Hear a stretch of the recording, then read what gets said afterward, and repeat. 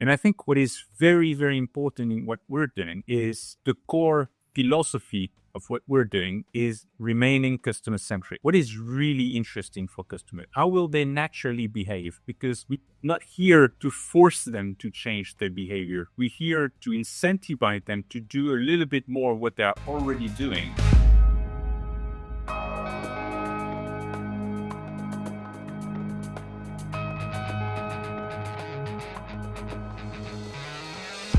Hello and welcome back to another special episode of the Retail Podcast. Now, Eagle Eye, who will meet one of the co-founders in a minute, Cédric, I've seen all over the place. I've seen them for years at NRF. I've seen the literature, and we have a shared customer that we have both worked on. And so when I had the opportunity to interview Cédric, I thought, what a great opportunity to interview someone that I pretty much can bet my bottom dollar that the problem they solve is a massive problem for retailers right now. So Cédric, why don't we just start with you? I know you're the co-founder and obviously managing director of Eagle Eye, but why don't you just tell us a little bit about yourself and then tell us a little bit about Eagle Eye to set the frame for the conversation. No, absolutely. So, hi. Thank you very much for having me today. I'm Cédric Chéreau. I'm French. I live in France, and I'm the co-founder of Eagle Eye, which is one of the departments of Eagle Eye. What we do at Eagle Eye globally is to help retailers to scale personalization and to make it really efficient for them, for the customers, and also for the suppliers who are usually participating in all this. And that's really the mission that we have. How can we make it easy and effective for retailers to operate personalization, once again, at a very, very large scale? That's I got you. Can you when we talk about personalization, can you frame that for us? Because sometimes people use personalization for so many different things. What is that? If we're just going to take another layer down and say what personalization means to you and Eagle Eye, how would you describe that? It's a very good comment. And I think you're absolutely right. Personalization sometimes for some people means being able to put the first name of someone on top of an email. That's personalization. But it's not really effective. What we mean by personalization at Eagle Eye is to be able to define the right parameters of an offer to make it really efficient. For me, for instance, which brand, which product are the most relevant for me as a customer? Probably products that are different than your favorite brands. Yeah. So we all have very specific product. And even if we have the same product, maybe we can adapt the threshold that I need to reach to get a reward. And that's what we mean by personalization, is being able to identify, predict the natural behavior of each customer, define the potential of each customer to be able to really clearly define the threshold that each customer individually need to reach to get a specific reward. And even the reward can be personalized because we all have a promotional sensitivity that is a bit different. So if we can identify all these elements, at the end, you could receive an offer that is completely unique, that no other customer will receive, completely adapted to your need, your affinities with the different brand. And that's what we mean by personalization. Okay, I got you. How does gamification fit into that? Because again, sometimes I feel that's misleading as a subject in terms of people talk about. Tell me. Your perspective on that. Yeah, absolutely. I think we never designed the solution that we worked on as a gamification platform, but the gamification came on top of it. And it was a little bit of a surprise, like the cherry on the cake. It was designed to be personalization. The idea was for each customer to receive different offers with threshold to reach. And if I reach the threshold, I will get a reward. By definition, it's a little bit gamified. It's not designed to be just fun. It's designed to incentivize me to be a little more loyal to that brand or that retailer. So there's a nudge, there's an incentive here. So therefore, it's a little bit gamified, but it's not fun per se, I would say. It's not a pure gamification. Yeah, okay. I think you're right. I think it's part of the solution. It's part of the solution, and it's especially in grocery retail, it's important to keep in mind that what is important is for customers to be able to earn something and to earn a reward. Having fun, playing a little game is always nice, but in grocery retail, it's not the main mission of the retailer. The main mission of the retailer is to provide something that is clearly bringing value to the customer at the end. How does if we stick with grocery, or maybe not, we can however you want to answer the question. But can you share like a pragmatic approach to AI where a sort of simple, well-defined use case has outperformed big, flashy AI initiatives, which you see across the industry? I think that there are multiple usage of AI as something very pragmatic. Probably the most basic for me, but everything is in the detail. The most basic is being able to identify the 5 most important items for each customer when the retailer is sending an email to an email or notification to their customers. I want to really interest all my customers with the 5 best offers we have in store this week.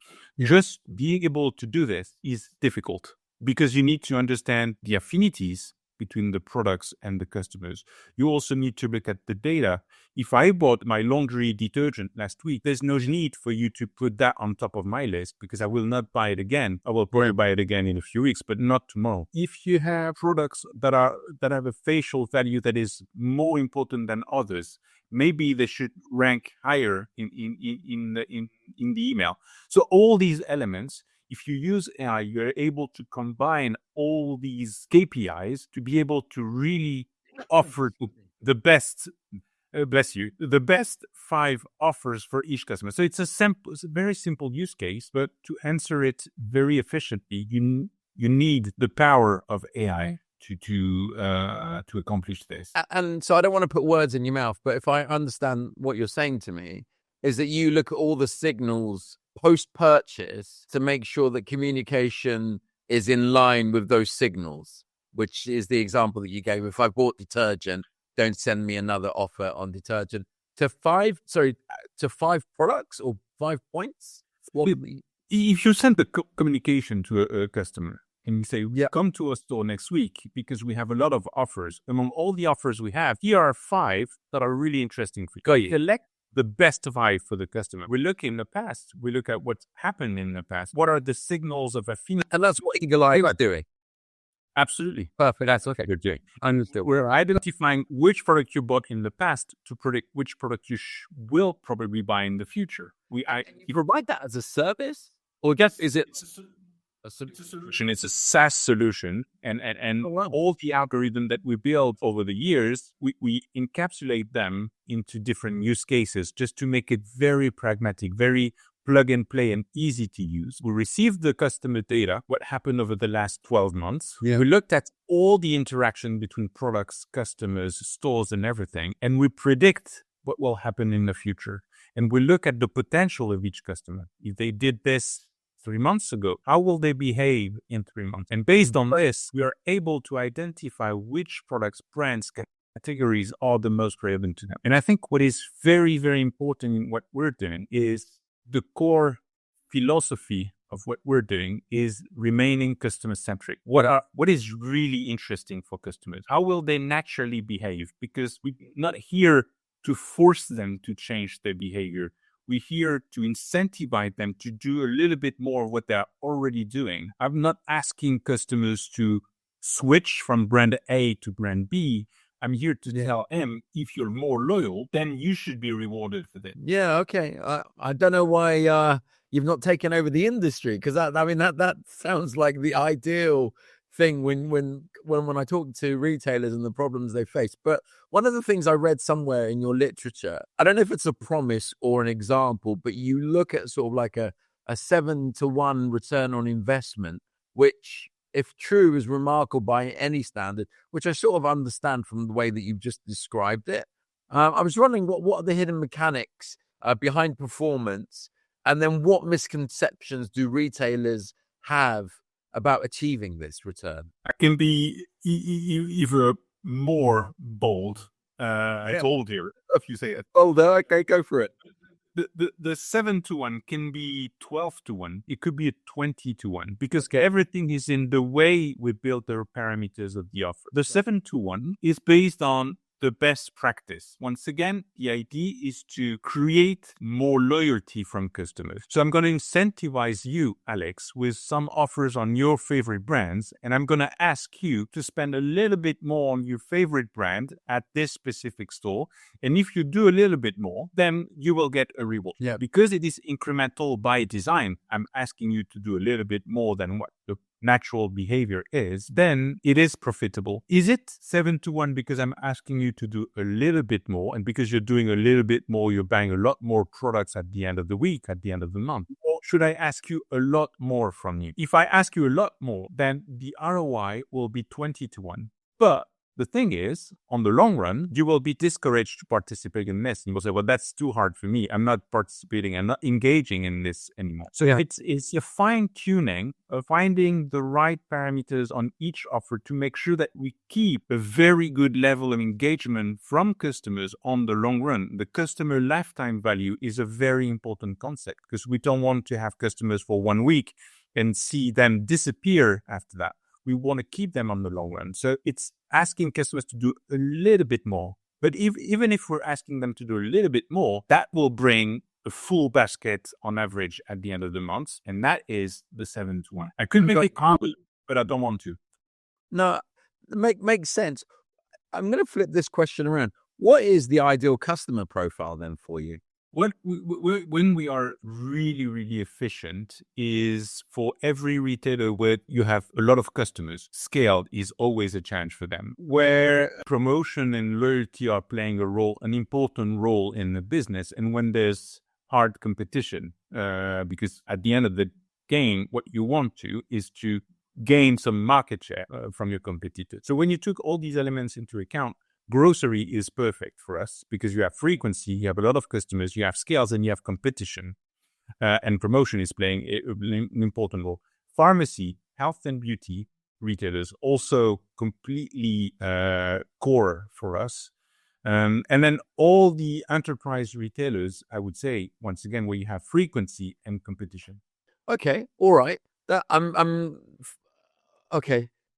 Pharmacy, can you just expand on that? Because that's what does that look like as a use case? Because I'm thinking, like, are you like pharmacy, like in Boots, as in like the whole beauty suite?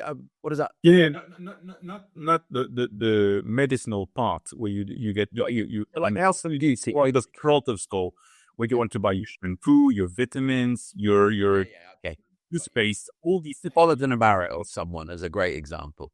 Exactly. Okay.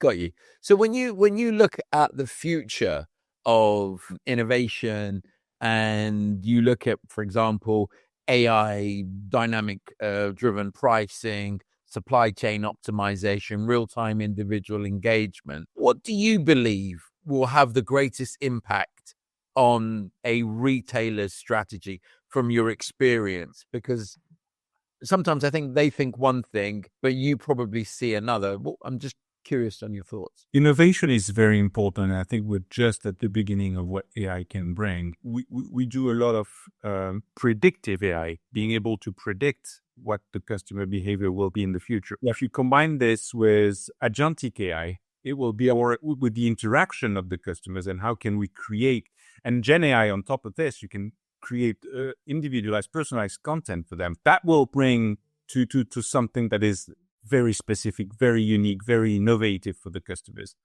And obviously, we're looking at this on a very regular basis. All retailers should remain in contact of all these innovations because this is just the beginning of it. But to answer your question, I would say that what is very, very important for retailers is not to look for what will become the next great innovation, is how can we make sure that we're not missing the train that is right now in the station? Yeah. How can we make sure that even if it doesn't look that cool and fancy, we hop on this train? Because if we miss this train, if we don't put AI and more personalization and more engagement from our customers right now, we might not be able to do what will be super cool in a few years.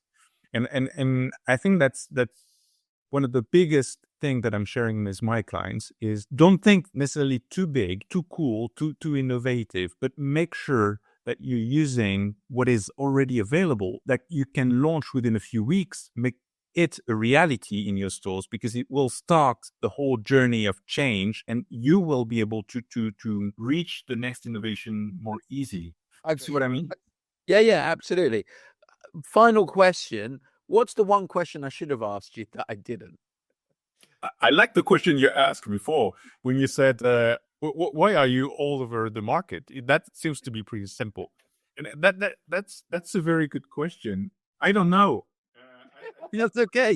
I mean, that means the other questions did their job. But I'm just, because I'm not what I'm always conscious of, although I've worked in data, technology, AI for probably longer than a lot of retailers, I'm still conscious of the fact that I may not be the expert in the room or in the field. And so therefore my approach may lead to a bias in a part of my thinking. And hence why I always have this sort of question to sort of say, have I actually asked the right question? Or am I, reading the headlines, going down rabbit holes, and there's actually something else I need to be thinking about? And so that's it. I mean, but to continue on this, to follow up on this, because I think that was the right question, and the answer is, I don't know why we're not all over the market. I mean, I think I know. I think exactly for the reason that I described. It's sometimes difficult for retailers to hop on the train that is passing. What we're doing with the personalized changes, the personalized promotion, the personalized ranking of mass offers that we're doing for you, it seems obvious. It seems like a no-brainer, but sometimes it's difficult to act on it. And I'm saying to my retailers, you could do this in 5 weeks. Yeah, but we're trying to build this on our own. We have a whole roadmap. We'll be there in 2 or 3 years. And we all know that in 2 or 3 years, the roadmap will change. The priorities will be different, and you will be in a different situation. And I think that's the main difficulty, is people are looking too far ahead when they should be more operational, more pragmatic. Let's do it right now. Prove me that your solution is actually delivering a 7-to-1 ROI. Let's fine-tune the whole thing together, and we'll talk about it in a few months, in a few weeks, not in a few years. And that's where I think the retailers should sometimes be more action-oriented. Look, this we can talk about this for a long time. And I have to caveat, because obviously I know what it says on the tin of what you do and what you've said in this podcast. But if you do and say what you can do for retailers, that it's signal-based, SaaS-based, it's like you've taken away all of the problems, all the reasons why a retailer traditionally in technology would say no. But it could also be that the guys in tech aren't the guys in merchandising, aren't the guys in product. And it's sometimes the people in the business that need to get behind the AI. And, again, but that's a whole nother conversation in terms of going through retailers. Cédric, thank you so much for giving up your time. And will you be at any other shows before the end of the year? Or NRF is the next one for you? I'm actually flying to Las Vegas next week for grocery shop. Nice. Okay. In Vegas. It's a great event. It's a fantastic event. We have Tech for Retail in Paris in November. Okay. And NRF in January. Fantastic. So I will probably see you at NRF. Absolutely. Pleasure. Thank you. Thank you, Alex.